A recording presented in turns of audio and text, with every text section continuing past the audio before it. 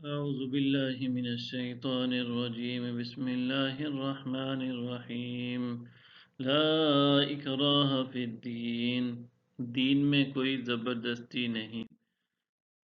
قد تبین الرشد من الغی فمن یکفر بالطاغوت ویؤمن باللہ فقد استمسک بالعروة الوثقی لا انفصام لها واللہ سمیع علیم۔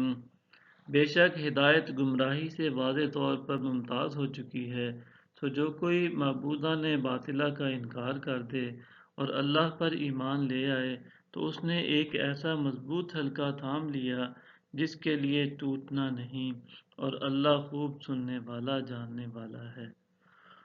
اللہ ولی الذین آمنوا یخرجهم من الظلمات إلى النور والذین کفروا اولیاؤهم الطاغوت یخرجونهم من النور إلى الظلمات اولئک اصحاب النار هم فیها خالدون۔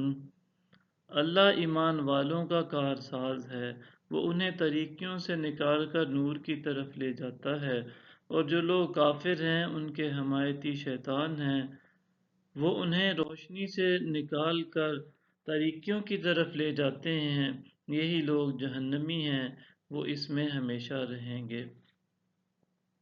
ألم تر إلى الذي حاج إبراهيم في ربه أن آتاه الله الملك إذ قال إبراهيم ربي الذي يحيي ويميت قال أنا أحيي وأميت قال إبراهيم فإن الله يأتي بالشمس من المشرق فأت بها من المغرب فبهت الذي كفر واللہ لا یہدی القوم الظالمین۔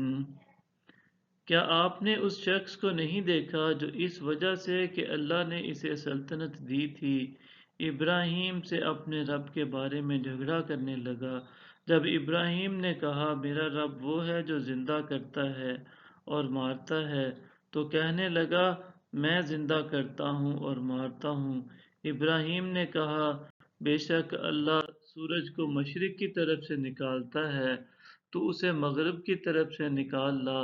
سب وہ کافر دہشت زدہ ہو گیا، اور اللہ ظالم قوم کو حق کی راہ نہیں دکھاتا۔ صدق اللہ العظیم۔